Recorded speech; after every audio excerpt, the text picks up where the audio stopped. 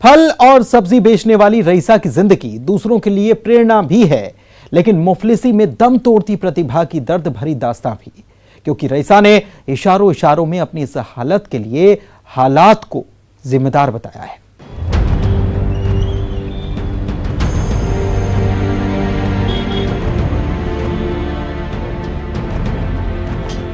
रईसा की रौबदार और फर्राटेदार अंग्रेजी का असर ये हुआ है कि अब जिस इलाके में वो अपना फलों का ठेला लगाती हैं, वहाँ सब शांति शांति है, क्योंकि फुटपाथ की दुकानें फिर से सज गई हैं। लेकिन ये जानना जरूरी है कि आखिर ऐसी कौन सी मजबूरी है कि रईसा ने पीएचडी स्कॉलर होने के बावजूद रोजगार का ये रास्ता चुना। मैंने पीएचडी किया है मटेरियल साइंस में, which is the branch of physics, and under the guidance of Dr. Ratnesh Gupta, I have completed my PhD in 11th March 2011, and after that I have joined many engineering colleges, Acropolis, Shri Aurobindo Institute of Engineering College, etc. I have done the job, but due to my physical and family problems, I left my job, and after that I will be here from 2017, and I tried for the job, but due to some situations or conditions and circumstances, this is not possible to get a job. कुछ तो मजबूरियां रही होंगी, शायद रईसा इस पर खुलकर कुछ बोलना नहीं चाहती। कहती हैं 27 लोगों की फैमिली है, पेट में खाना जाए इसलिए फल बेचना जरूरी है। छोटी सी उम्र से ही पिता के साथ इस मार्केट में आती जाती रही हैं, इसलिए कहती हैं अब कोई मलाल भी नहीं है। जॉब छोड़ने के भी बहुत सारे कारण होते हैं और कॉलेजेस में पढ़ाने के भी बहुत कारण होते हैं। मैं तो ये चाहती थी कि मैं एक वैज्ञानिक बनूं, लेकिन वहाँ भी अपने कारण उत्पन्न हुए, वो आपको अब मैं क्या बताऊं। या तो जिंदगी में देखिए दो चीजें होती है, हेड और टेल होता है। जब सिक्का ऊपर जाता है तो एक पहलू को नीचे आना होता है, लेकिन प्रोफेसर्स को भी कहीं ना कहीं ये घमंड रहता है कि मेरा स्टूडेंट है, मुझसे आगे ना बढ़ जाए। तो आज मैं यहाँ खड़ी हूँ, that is because of this सोच कि मेरा स्टूडेंट मुझसे आगे ना बढ़ जाए। आज मैं यहाँ हूँ, इससे ज्यादा इस बारे में कुछ ना बोलूंगी। रईसा की फर्राटेदार अंग्रेजी वाला वीडियो वायरल होने के बाद इंदौर के लोगों के बीच इनकी अलग पहचान बन गई है।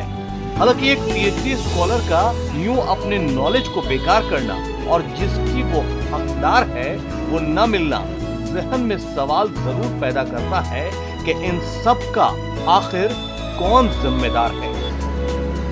विकास चौहान, न्यूज़ 18, इंदौर।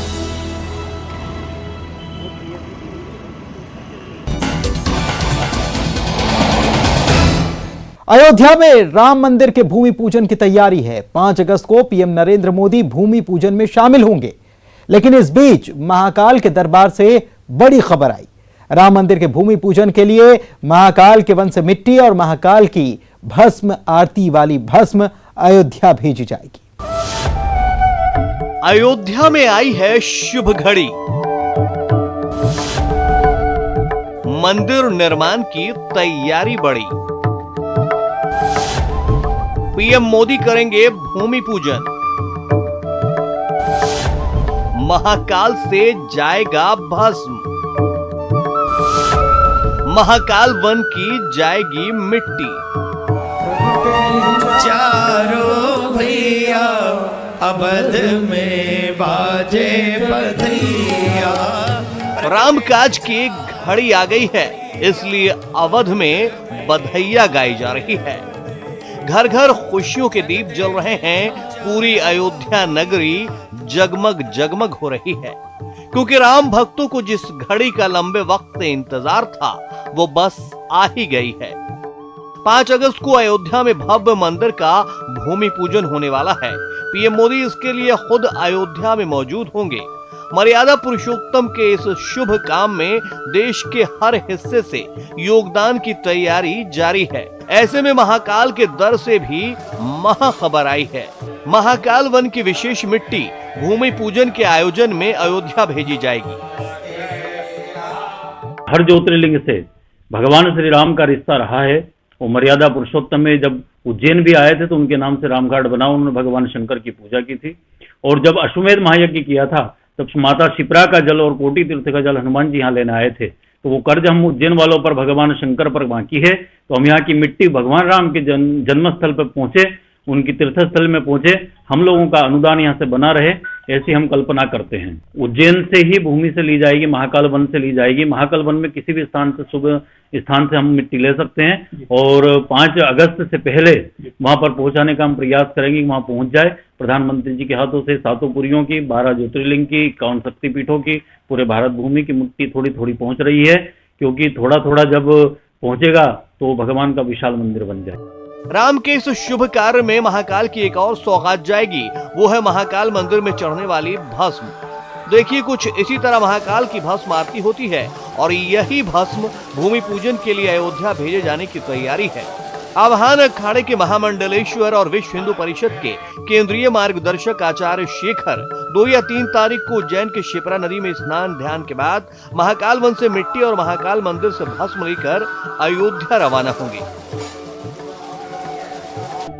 महाकाल की भस्म भी वहां पहुंच सकती है, क्योंकि भगवान श्री राम ने रामेश्वर लिंग की स्थापना की, कि लिंग था विधिवत करी पूजा।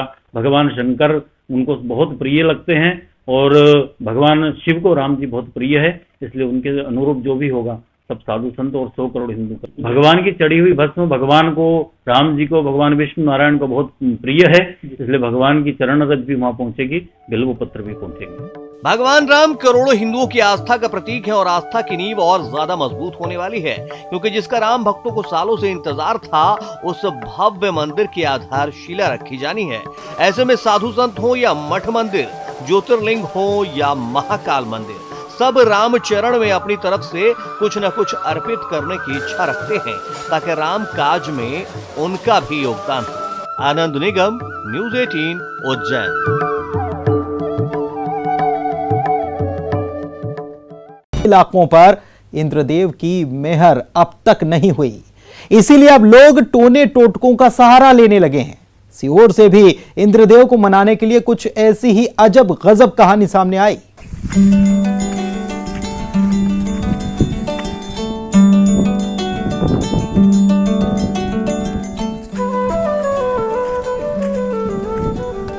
ये महिलाएं जो खेतों में हल जोत रही हैं, वो किसी मजबूरी में नहीं।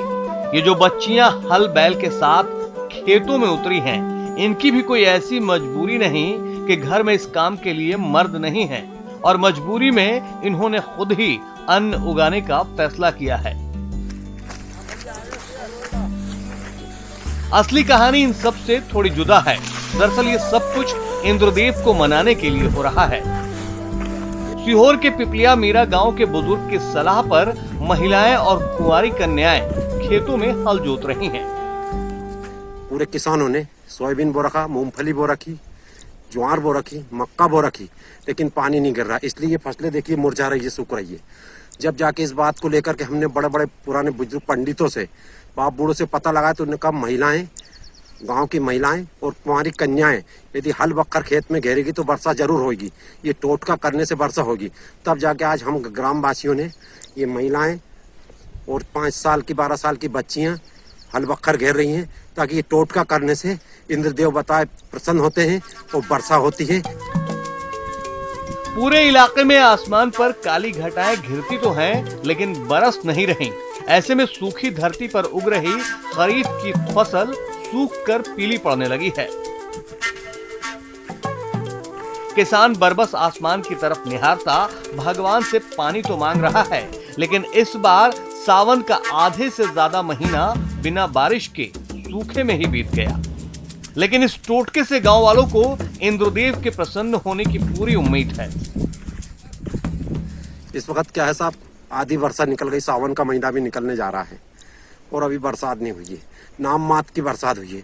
इस वक्त हमने हमारे खेतों में, पूरे किसानों ने सोयाबीन बो रखा, मूंगफली बो रखी, ज्वार बो रखी, मक्का बो रखी, लेकिन पानी नहीं गिर रहा, इसलिए ये फसलें देखिए मुरझा रही है, सूख रही है। छोटी छोटी बच्चियां ने हल बक्कर घेर रही है ताकि वर्षा हो, और हमें पूर्ण विश्वास है कि निदेव हमारी विनती जरूर सुनेगा।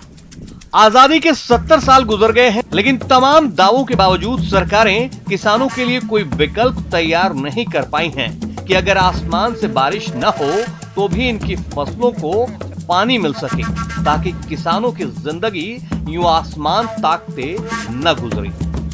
Pradeep S Chauhan, news 18, Sehore.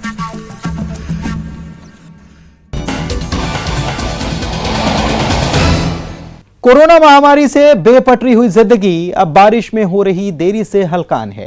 क्या किसान, क्या आम इंसान, सभी आसमान को ताकते हुए एक ही कामना कर रहे हैं कि भगवान मेघ दे। बारिश में हो रही देरी पर सीहोर जिले के एक और गांव में इंद्रदेव से बारिश करवाने के लिए गणेश जी को याचिका सौंपी गई है। गणेश जी भगवान पानी दो, पानी दो, पानी दो। गणेश जी भगवान पानी दो, पानी दो, पानी दो। गणेश जी भगवान पानी दो, पानी दो, पानी दो, पानी दो, गणेश जी पानी दो। मॉनसून की बेरुखी ने सभी को चिंता में डाल दिया है। ऐसे में अजब गजब उपाय किए जा रहे हैं कि किसी तरह इंद्र देवता मान जाएं। अपने इंद्र देव के नाम का गणपति महाराज की ज्ञापन अर्पण करने आया हूँ, जो कि जिससे कि बारिश पूरा सामान निकल गया, बारिश का पता नहीं है। तो गणपति जी हमारी अर्जी थोड़ा इंद्र देव तक पहुँचाएं और वर्षा ताकि अच्छी हो। सीहोर जिले में इंद्रदेव को मनाने के लिए शहर के प्राचीन सिद्धि विनायक गणेश मंदिर तक पैदल मार्च कर नागरिकों ने विघ्नहर्ता भगवान गणेश को अनूठे अंदाज में ज्ञापन देकर भगवान इंद्र से भरपूर पानी बरसाने की कामना की। सर, गणेश जी को हम ज्ञापन देने आए हैं पानी को लेके। पानी की समस्या बहुत देर है और गणेश जी से हम ये कहना चाहते हैं कि हमारा ज्ञापन इंद्रदेव को पहुंचाए और महोदय जी जल्दी हमारे सुने कि गणेश जी पानी को लेके। और बहुत ज्यादा पब्लिक भी परेशान है, किसान भी, सब जानवर पंछी सब परेशान है। तो पूरी यात्रा पैदल लेके आई हैं आप? पैदल ही लेके आए हैं सर हम लोग। और गणेश जी से हम यही चाहते हैं कि पानी आज की तारीख में पानी गिरना चाहिए।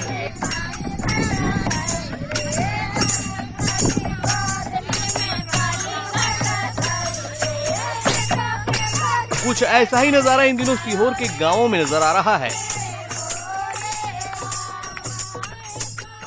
पानी के लिए तरह तरह के टोटके किए जा रहे हैं। यज्ञ और हवन से इंद्रदेव को मनाने की कोशिशें जारी है। चंदेरी गांव में ग्रामीणों ने भगवानपुरा तालाब की पाल पर बारिश के लिए विधि विधान से यज्ञ किया, तो वहीं गांव की महिलाओं और कुंवारी कन्याओं ने गांव की परिक्रमा कर भजन कीर्तन की और भगवान से जल्द ही भरपूर बारिश की कामना की।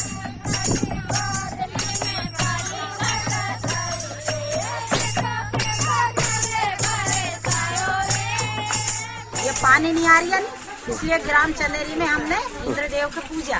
तो हमने इंद्रदेव की पूजा का अभी तक पानी का तालाब ही नहीं भरा है, पानी नहीं है। तो क्या करा आज तुमने तालाब पे जाके? तालाब पे जाके हमने पूजा करी इंद्रदेव की। और इंद्रदेव की पूजा करी, सबको काला पाड़ इधर सब दूर प्रसाद चढ़ाए देवता के यहाँ कि पानी गिर जाए। वो कोई नए टोटके भी करे? नए टोटके करे हमने, जो सावन के महीने में टोटका करेंगे वो हमने अभी करे। अच्छा, टोटका भी करे अभी। अच्छा, इससे सबने मिलके करे हमने।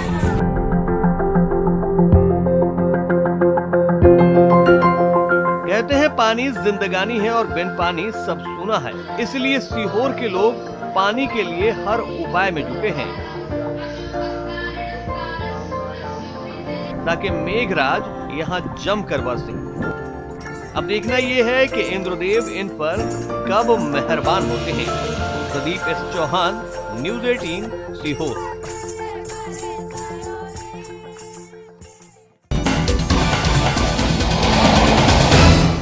मध्य प्रदेश के कई हिस्सों में लोग बूंद बूंद को तरस रहे हैं, तो बिहार में इंद्रदेव इतना बरस रहे हैं कि हर तरफ पानी पानी और पानी के बीच बेबस जिंदगानी। घर, मकान, दुकान, सड़कें सब पानी पानी और बांध टूट रहे हैं।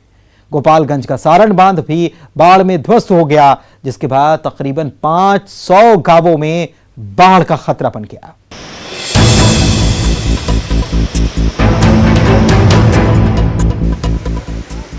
ये नजारा है गोपालगंज का, जहां सारण बांध टूटने के बाद सैकड़ों गांव सैलाब की आगोश में आ चुके हैं। तस्वीरों में आप देख सकते हैं कि बांध के टूटते ही घर, द्वार, मोहल्ले सभी पानी से लबालब हो गए। घर के आगे पानी की धार बह रही है। लोग घरों में जल कैदी बने हुए हैं। किसी तरह खुद को और अपने सामान को बर्बादी से बचाने की जद्दोजहद में लगे हैं। हम रात हमारे 11 से 12 बजे के करीब में ये बांध, जो पुराना बांध है आप देख रहे हैं, यहाँ सामने देख रहे हैं, बांध टूट गया। हमारे गांव के सारे लोग फंसे हैं। प्रशासन की तरफ से यहाँ पे भी कोई व्यवस्था नहीं की जा रही है। यहाँ पे नाव की समस्या है, यहाँ पे लोग फंसे हैं। पूरा देख सकते हैं चारों बगल पानी ही पानी है। इसके बगल के गांव भैंसई, बगल के गांव देवापुर, कोयनी, आपका इमिलिया, भटवलिया, सारे गांव त्राहिमाम हो चुके हैं। दरअसल गुरुवार की देर रात गंडक नदी का प्रेशर इतना बढ़ गया कि सारण बांध का सब्र टूट गया। कहना चाहूँगा कि ये देवापुर जो तटबंध टूटा है, इससे कुछ दूरी पे जो है वो रिंग बांध बनाया गया था और वो देख सकते हैं कि वो रिंग बांध था।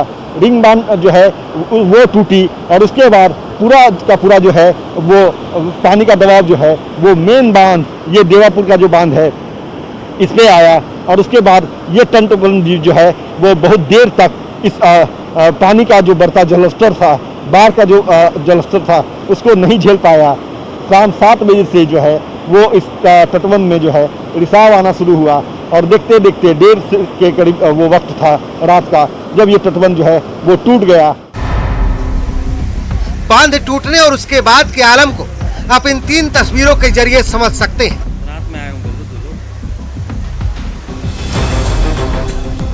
अचानक पानी घुस जाने से कई गांव के लोग अपने घरों में फंसे हैं। तकरीबन 500 से 600 गांवों पर तबाही का खतरा बढ़ चुका है। पूरा गांव दह गया। मेरा गांव इधर पड़ता है, यहाँ मेरा भी दह गया और सब दह रहा है, गाय भैंस।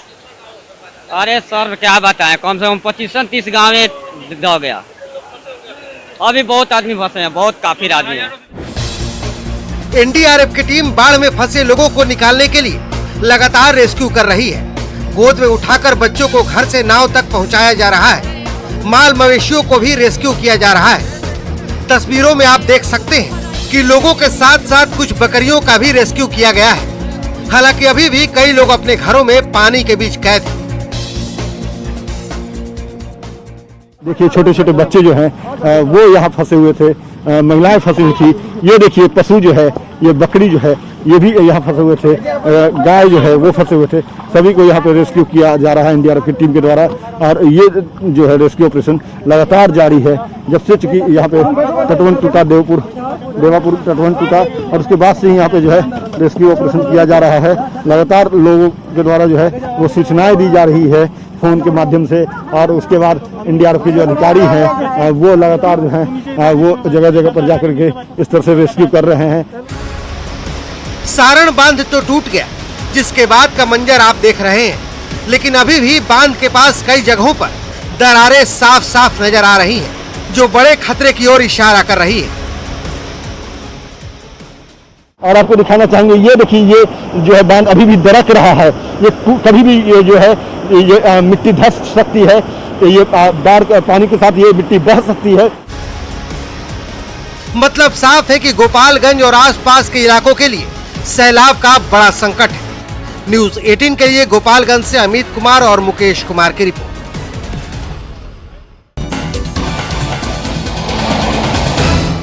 बिहार की बाढ़ के बाद बात पहाड़ की। उत्तराखंड में शहद बनाने वाली मधुमक्खियों को अब यूपी, राजस्थान और हरियाणा जैसे राज्यों से बुलावा आ रहा है, जिसके बाद मधुमक्खियां इन राज्यों का रुख कर रही हैं। आखिर अचानक क्यों बुलाई जा रही हैं मधुमक्खियां? देखिए इस रिपोर्ट को।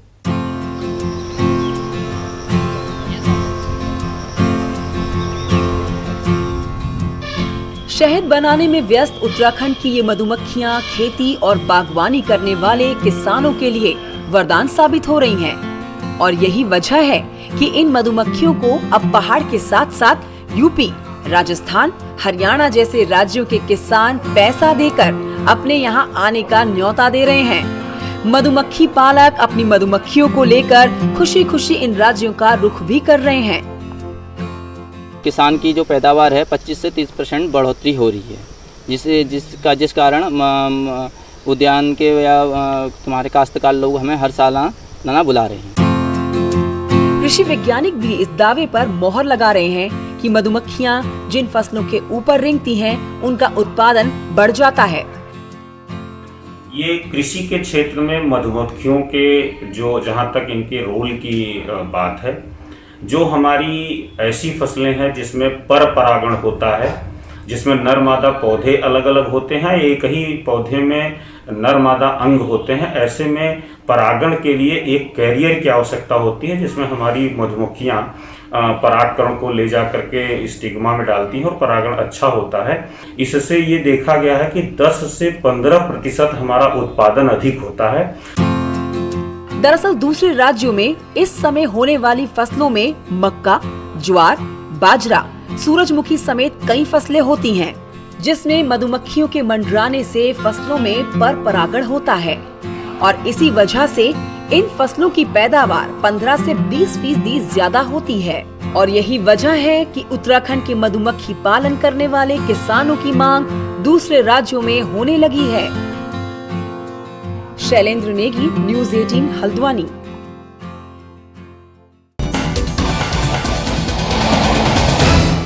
खबरें जरा हटके के आज के सफर में इतना ही। पूरी टीम को दीजिए इजाजत। नमस्कार।